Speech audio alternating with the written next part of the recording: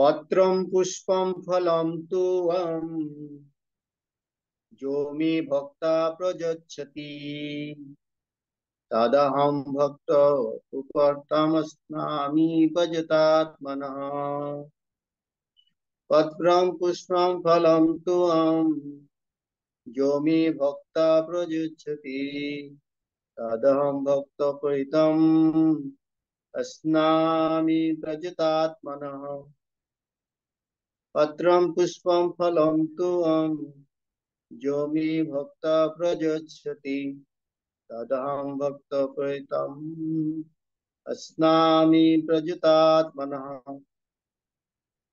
शब्दार्थ पत्रम पत्र, पुष्पम फूल, फलम फल, तुअम जल, ज যিনি মে আমার ভক্তা ভক্তি সহকারে প্রযোচ্ছতি প্রদান করেন তৎ তা অহম আমি ভক্ত উপৈতম ভক্তি সহকারে নিবেদিত স্নামি গ্রহণ করি প্রযতাত্মনা আমার ভক্তির প্রভাবে বিশুদ্ধ চিত্ত সেই ব্যক্তি। অনুবাদ: যে বিশুদ্ধ চিত্ত নিষ্কাম ভক্ত ভক্তি সহকারে আমাকে পত্র পুষ্প ফল জল অর্পণ করেন, আমি তার সেই ভক্তিপ্লুত উপহার প্রীতি সহকারে গ্রহণ করি। শ্রীল প্রভুপাদ কৃত তাৎপর্য: বুদ্ধিমান মানুষের পক্ষে শাশ্বত সুখের জন্য চিরস্থায়ী আনন্দ ভগবত ধাম লাভ করার উদ্দেশ্যে ভগবানের অপ্রাকৃত প্রেমময় সেবায় নিয়োজিত হয়ে কৃষ্ণ ভাবনাময় হওয়া আবশ্যক। এই প্রকার বিস্ময়কর ফল লাভ করার পদ্ধতি অত্যন্ত সহজ এবং এমন কি অত্যন্ত দরিদ্রতম ব্যক্তি কোন রকম যোগ্যতা ছাড়াই এর অনুশীলন করতে পারে। এটি লাভ করার জন্য একমাত্র যোগ্যতা ভগবানের শুদ্ধ ভক্ত হওয়া। কারণ কারো যদি পদমর্যাদা অথবা স্থিতির কি তাতে কিছু যায় আসে না। কার কি পদমর্যাদা অথবা স্থিতি কি তাতে কিছু যায় আসে না। পন্থাটি এতই সহজ যে অকৃত্রিম প্রেমভক্তি সহকারে এমনকি একটি পত্র অথবা একটু জল অথবা ফল পরমেশ্বর ভগবানকে অর্পণ করা যেতে পারে এবং ভগবান তা গ্রহণ করে সন্তুষ্ট হবেন। তাই কৃষ্ণ ভাবনামৃত থেকে কেউই বাদ করতে পারে না, কারণ এটি অতি সহজসাধ্য এবং সার্বজনীন। কে এমন মূঢ় আছে যে অত্যন্ত এই সরল পন্থার মাধ্যমে কৃষ্ণ ভাবনাময় হয়ে সচ্চিদানন্দময় জীবনের পরম পূর্ণতা লাভ করতে চায় না? কৃষ্ণ কেবল প্রেম ভক্তি চান, আর অন্য কিছু নয়। কৃষ্ণ তার শুদ্ধ ভক্তের কাছ থেকে এমনকি একটি সামান্য পুষ্প গ্রহণ করেন। তিনি অভক্তের প্রদত্ত কোন রকম নৈবেদ্য চান না। তার কারো কাছ থেকে কোনো কিছুই নেওয়ার প্রয়োজন নেই, কারণ তিনি স্বয়ং সম্পূর্ণ। তবু প্রীতি ভালোবাসার বিনিময়ে তিনি তার ভক্তের নৈবেদ্য গ্রহণ করেন। কৃষ্ণ ভাবনাময় বিকাশ করায় জীবনের পরম সিদ্ধি। কৃষ্ণের সান্নিধ্য লাভ করে একমাত্র উপায় যে ভক্তি, সেই কথাটিকে জোর দিয়ে ঘোষণা করার জন্য ভক্তি শব্দটি এই শ্লোকে দুবার উল্লেখ করা হয়েছে। অন্য কোন উপায়ে যেমন কেউ যদি ব্রাহ্মণ হয়, বিশুদ্ধ পণ্ডিত হয়, অত্যন্ত বিত্তশালী হয়, বড় দার্শনিক হয়, তবু তারা কৃষ্ণকে কোনো নৈবেদ্য গ্রহণ করতে অনুপ্রাণিত করতে পারেন না। ভক্তির মৌলিক বিধান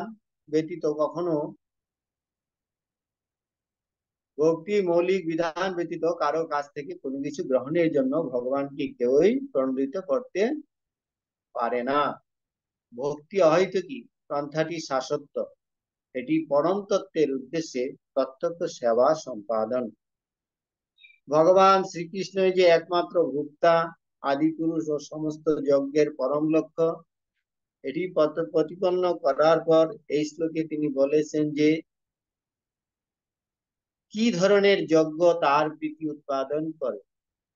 যদি কেউ হৃদয়কে নির্মল করার জন্য এবং জীবনের পরম প্রয়োজন প্রেমমী ভগবত সেবা লাভ করার জন্য ভক্তিযুগে নিয়োজিত হবার অভিলাষী হয়, তাহলে তাকে জানতে হবে ভগবান তার কাছ থেকে কি প্রত্যাশা করেন।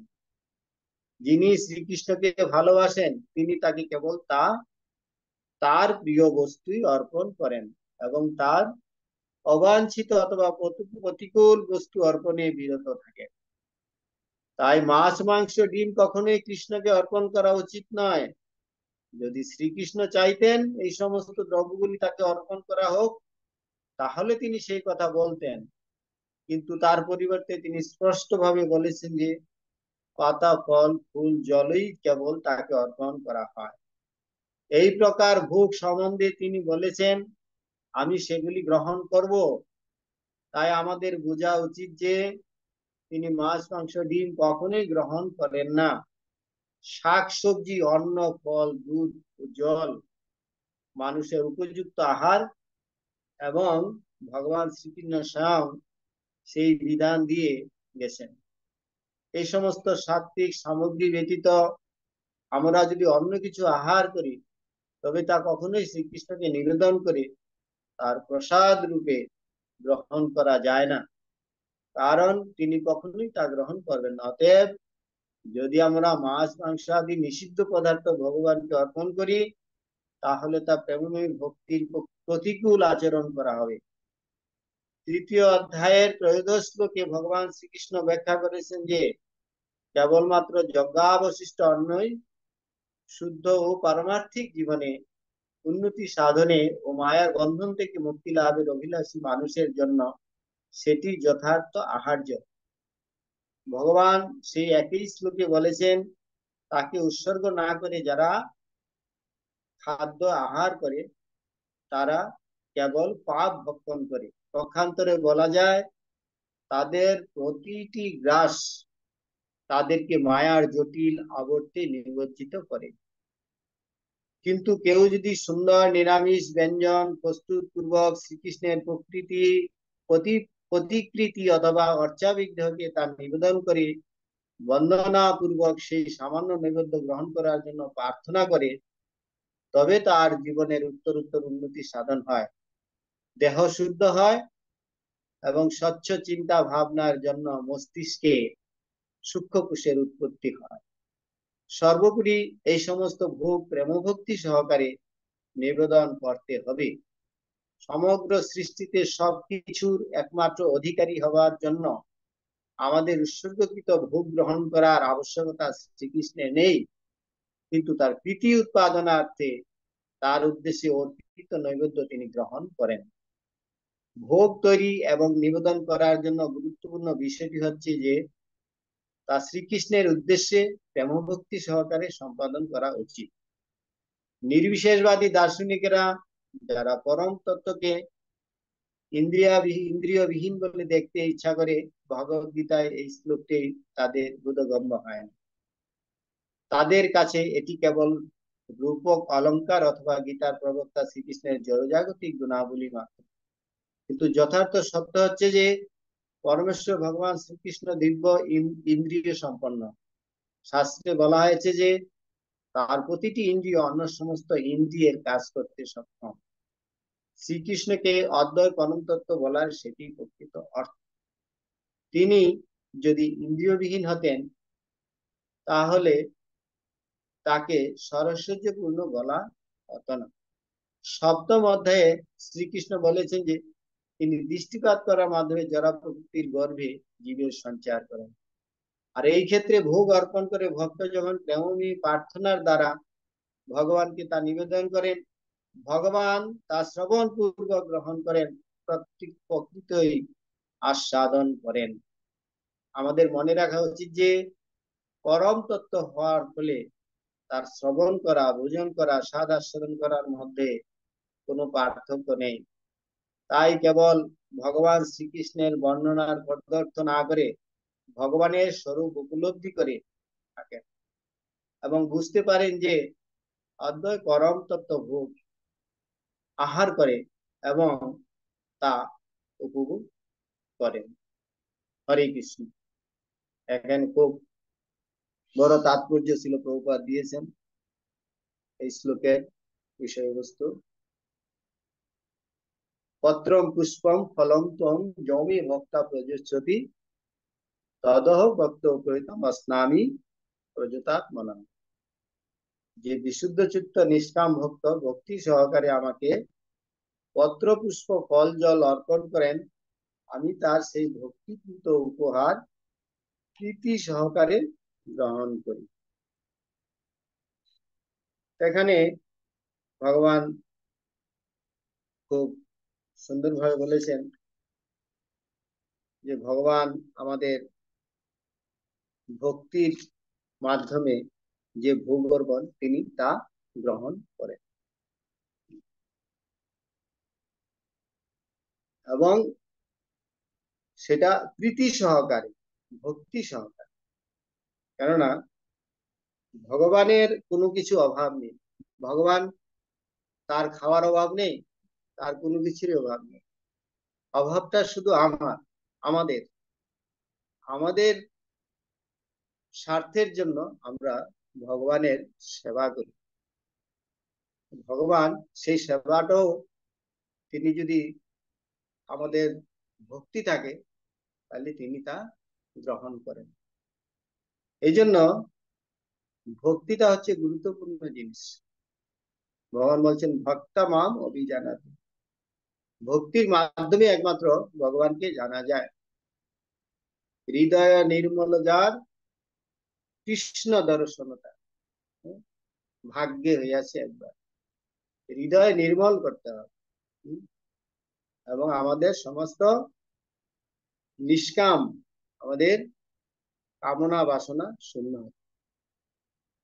হয়তো কি অপ্রতিহতা, ভগবানের যে ভক্তি তাহলে অহৈতুক ভক্তি, ভক্তি সেখানে কোনো হেতু থাকবে না যে এর জন্য আমি এই করছি, এর জন্য আমি এই করছি, এর জন্য।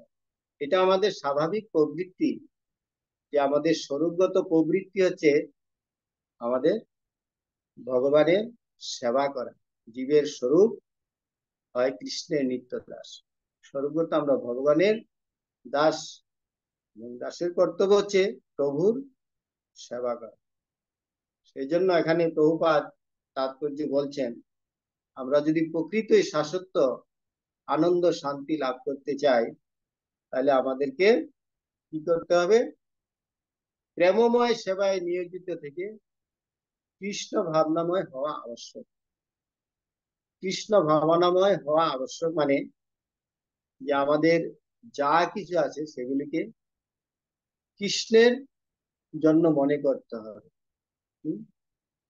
আমাদের যা কিছু আছে মানস দেহ কিছু মোর অর্পিল তো অবদেশ নন্দ কিশোর। আমাদের মন প্রাণ দেহ গৃহ সমস্ত কিছু কৃষ্ণের বলে মনে করতে হবে। এই জন্য এখানে ভগবান বলছেন যে এই জগতের যে যত কিছু আছে সবকিছুই ভগবানেরই সম্পদ। আমরা যা কিছু নিচ্ছি আমরা বলতে পারি প্রকৃতির দান, কিন্তু ভগবান বলছেন এই প্রকৃতি আমার প্রকৃতি, মায়াদেক্ষণ প্রকৃতি শ্বেতে সচরাচর। এই প্রকৃতি দান করছে কিন্তু আমার কাছ থেকে সে গ্রহণ করছে। ভগবান হচ্ছেন আমাদের প্রকৃত বীজ প্রদানকারী পিতা। যেমন এখানে বলা হয়েছে যে শ্লোক আছে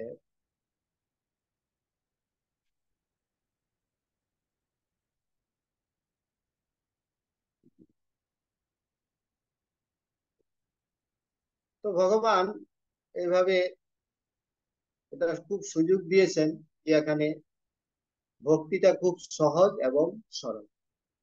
সেটা আমরা যে কোনো পরিস্থিতিতে আমরা অনুশীলন করতে পারি।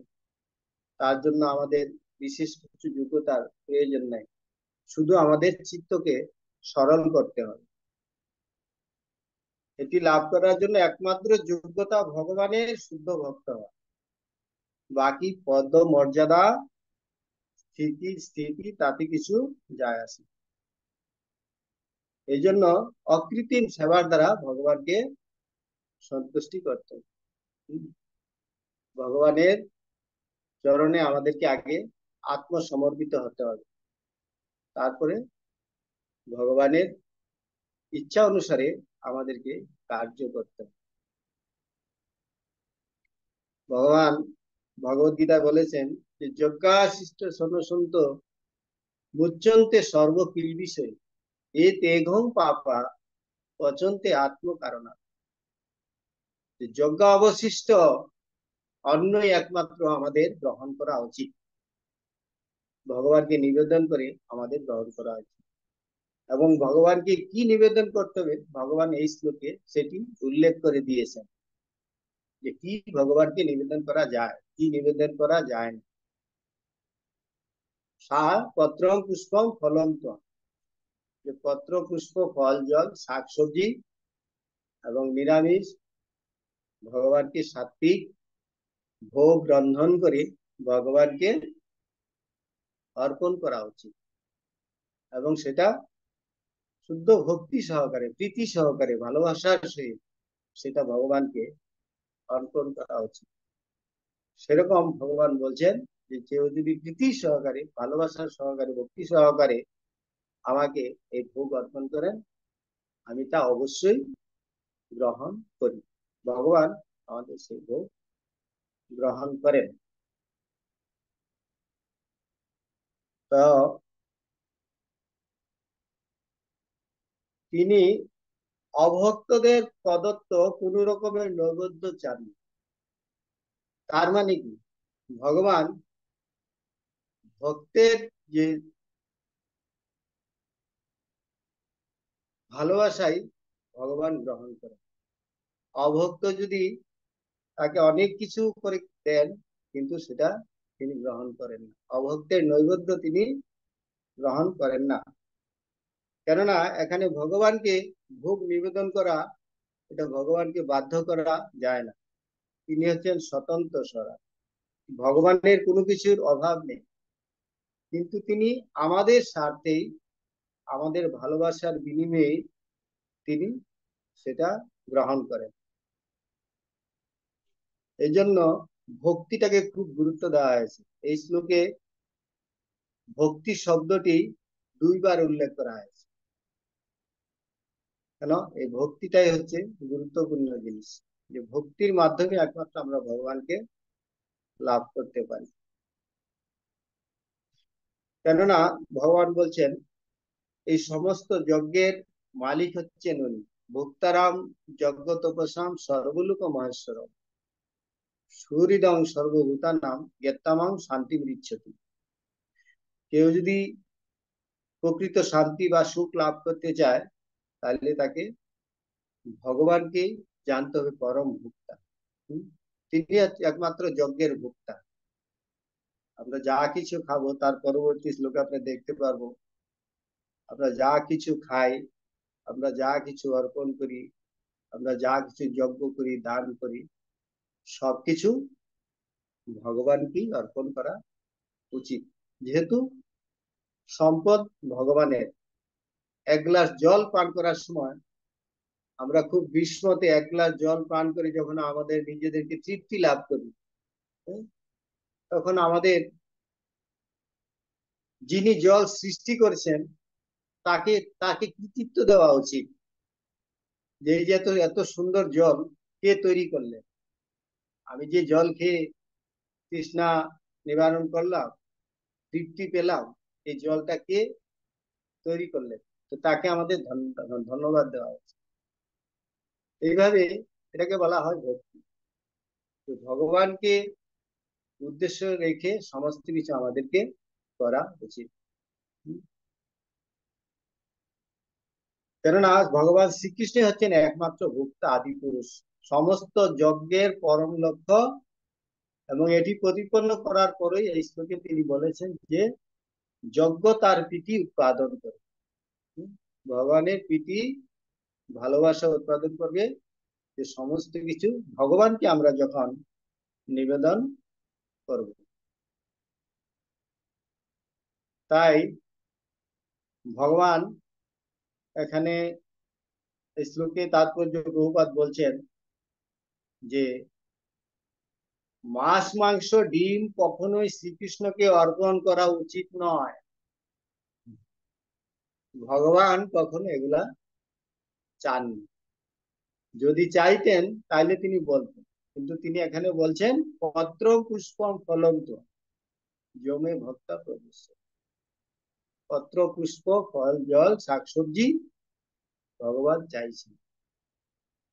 এই জন্য এটা, যদি অন্য কিছু আমরা ভগবানকে নিবেদন করি তাহলে সেটা ভক্তির বিরোধী হয়। তাই আমাদের অন্য কিছু সেগুলা ভগবানকে নিবেদন করা উচিত নয়। এবং ভগবান বলছেন যে কেউ যদি শাকসবজি ফলমূল নিরামিষ আহারও খায়, যদি সে ভগবানকে নিবেদন না করে সেটা সে পাপ ভক্ষণ করে। যে শ্লোকটাতে বলা হলো যজ্ঞাশিষ্ট সন্ন্যাসন্ত মুচ্চন্তে সর্বকিল বিষয়, এটা 3য় অধ্যায়ে শ্লোকটা আছে। যজ্ঞের অবশিষ্ট একমাত্র ভগবানের নিবেদিত ভোগ প্রসাদ হিসাবে আমাদেরকে গ্রহণ করা উচিত। কিন্তু যারা ভগবানকে অর্পণ না করে তে তেঘং পাপা পচন্তে আত্মকারণা, পচন্তে আত্মকারণা, পচন্ত মানে খাদ্য তৈরি করে রান্না করে, আত্মকারণা নিজের জিভার তৃপ্তির জন্য।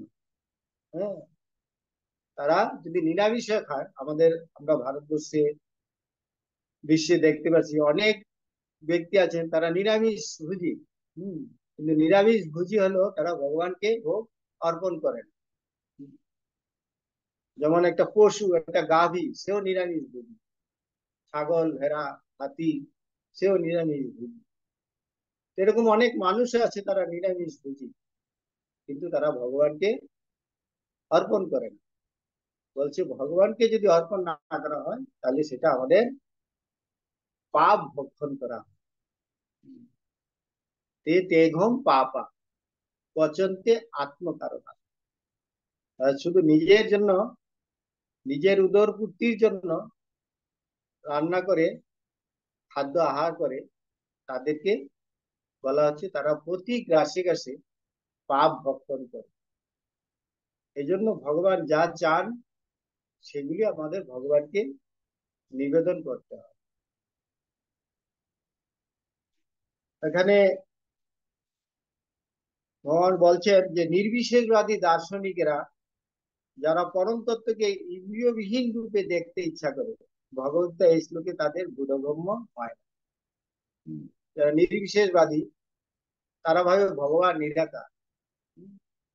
ভগবান তো নিরাকার, তাহলে ভগবান যদি নিরাকার হয় তাহলে তাকে ভোগ অর্পণ করলে কি করে তিনি খাবেন? কিন্তু ভগবান এখানে নিরাকার নন। ভগবান হচ্ছেন সচ্চিদানন্দ পুরুষ, আনন্দময় পুরুষ, সবিশেষ পুরুষ। তিনি বিভু শ্যামসুন্দর মুরলীধর কৃষ্ণ, তিনি সবসময় সবিশেষ পুরুষ, তিনি কখনো নির্বিশেষ নন। কেননা আর ভগবান তার অচিন্ত শক্তির মাধ্যমে তিনি সমস্ত কিছু কার্য সম্পাদন করেন। আমাদের ইন্দ্রিয় যে এক ইন্দ্রিয় দিয়ে যখন আমরা একটি কাজই করতে পারি, কিন্তু ভগবান তার ইন্দ্রিয় দিয়ে, এক ইন্দ্রিয় দিয়ে অন্য ইন্দ্রিয়ের কাজ করতে পারে। ভগবান যেরকম তার দৃষ্টি শক্তির দ্বারা, প্রভুপাদ বলছেন, এই জগৎকে সৃষ্টি করতে পারেন, তাকে সেখানে তার সংস্পর্শে আসতে হয় না। সেরকম আমরা যখন প্রীতি সহকারে ভগবানকে কোনো কিছু ভোগ অর্পণ করি, ভগবান তা আমাদের যে নৈবেদ্য, ভগবানের যে প্রার্থনা, সেটা তিনি অবশ্যই শ্রবণ করেন, এবং শ্রবণের মাধ্যমে তিনি আমাদের সেই ভোগ, অর্পিত ভোগ তিনি গ্রহণ করেন। এই জন্য ভগবান তিনি সরস্বতী পূর্ণ। এটা সপ্তম অধ্যায়ে বলা হয়েছে যে ভগবান বৃষ্টিপাত করার মাধ্যমে জড় প্রকৃতির গর্ভে জীবেদের সঞ্চার করেন। আর এই ক্ষেত্রে ভোগ অর্পণ করে ভক্ত যখন প্রেমময়ী প্রার্থনা দ্বারা ভগবানকে তা নিবেদন করেন, প্রেমময়ী প্রার্থনা, ভগবান তখন তা শ্রবণ পূর্বক গ্রহণ করেন এবং প্রকৃত আস্বাদন করেন। ভগবান আমাদের প্রেমময়ী প্রার্থনা তিনি শ্রবণ পূর্বক আমাদের নৈবেদ্য তিনি গ্রহণ করেন। তাই ভোজন করা, স্বাদ আস্বাদন করার মধ্যে কোনো পার্থক্য নাই। তাই ভক্তি কেবল ভগবান শ্রীকৃষ্ণের বর্ণনা পদস্থ না করে ভগবানের স্বরূপ উপলব্ধি করে থাকেন এবং বুঝতে পারেন যে পদ্ময় পরম তত্ত্ব ভোগ আহার করে এবং ভগবান তা উপভোগ করেন। তো ভগবান ভক্তের সাথে সবসময় এভাবে আদান প্রদান করেন। ভগবান বলছেন, ভগবানের আরেক নাম ভক্ত বৎসল ভগবান। তিনি অহম ভক্ত পরাধীন। আমি বলছি ভগবান বলছেন আমি ভক্তের পরাধীন। ভক্ত আমাকে যেভাবে ভালোবেসে যা কিছু দেয় আমি তাই গ্রহণ করি। আমরা ওই দিন বলেছি যে দুর্যোধনের গৃহে রাজ ভোগ নৈবেদ্য ভগবান গ্রহণ করেননি, কিন্তু বিদুরের গৃহে সাধারণ কিছু ভোগ ভগবান গ্রহণ করেছিলেন। কেন?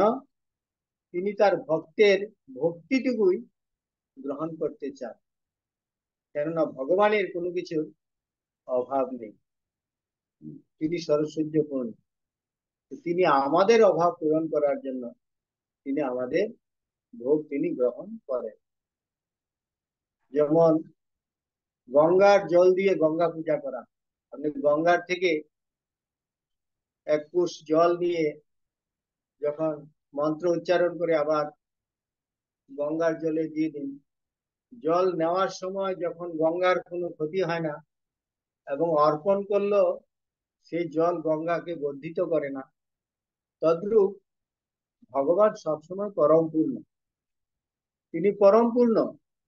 সেই পূর্ণকে আমাদের কিছু দেওয়া নেওয়ার মধ্যে তিনি অপেক্ষা করেন।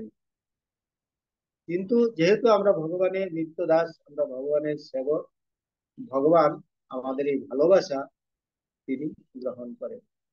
ভগবান বলছেন এই সমস্ত জীব তারা আমার অংশ, আমার সন্তান। এই জন্য সন্তানের কোনো কিছু দেওয়া জিনিস সেটা পিতারই জিনিস। যেমন বাবা সন্তানকে দুটা চকলেট দিয়েছে, বাবা যদি তার পিতাকে দুইটা চকলেট, পিতা তার ছেলেকে দুইটা চকলেট দিয়েছে, এখন ছেলে কি করছে, বাচ্চা শিশু মনে হচ্ছে বাবা তুমি একটা খাও আমি একটা খাই। তো শিশু যে তার পিতাকে চকলেটটা দিচ্ছে, এটা কার থেকে দিচ্ছে? এটা সে পিতাই তাকে দিয়েছে, তার জিনিসটাই তাকে দিচ্ছে। এই জন্য এই জগতের সমস্ত সম্পদের মালিক ভগবান। ঈশাবাস্যম ইদম সর্বম। হ্যাঁ, বিশ্ব চরাচরে যা কিছু সম্পদ আছে, বিষয় আছে, সম্পত্তি আছে, সবকিছুই ভগবানের। সেগুলা ভগবানের জিনিসগুলাকে আমরা ভগবানকে অর্পণ করে ভগবানের প্রীতি উৎপাদন করতে পারি। এটা খুব সহজ পদ্ধতি যে ভগবান তার এই প্রেমময়ী ভক্তি অত্যন্ত সহজ। এটা আমরা এই কলিযুগে এই সুবিধাটা পাচ্ছি যে মহাপ্রভু আমাদেরকে যেভাবে এই সরল পদ্ধতি দিয়ে গেছেন, যে কিভাবে সাধু সঙ্গে থেকে আমাদেরকে ভক্তি জীবন অনুশীলন করে ভগবানের সেবা করে আমরা আমাদের এই জীবনকে সুন্দরভাবে গড়ে তুলতে পারি এবং আমাদের হৃদয়কে নির্মল করতে পারি। হুম, আমাদের হৃদয় যত নির্মল হবে, চেত দর্পণ মার্জনা, আমাদের চিত্তরূপ যে দর্পণ হৃদয়, আমাদের বিভিন্ন রকম কলুষের দ্বারা, ময়লার দ্বারা আচ্ছাদিত হয়ে আছে। এই জন্য আমাদেরকে ভগবানের যে দিব্য নাম, সেই নামের মাধ্যমে আমাদের হৃদয়কে নির্মল করতে হবে। যখন আমাদের হৃদয় নির্মল হবে, তখন ভগবান আমাদের প্রার্থনা গ্রহণ করবেন, আমাদের ভোগ গ্রহণ করবেন, তিনি আমাদের স্বীকার করবেন। এইভাবে আমাদেরকে ভগবানের সেবায় যুক্ত থাকতে হবে।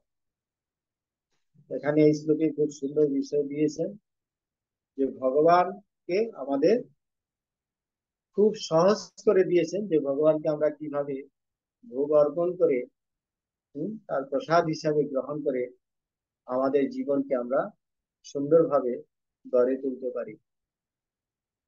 হরে কৃষ্ণ কৃষ্ণ কৃষ্ণ হরে হরে, হরে রাম রাম রাম হরে হরে।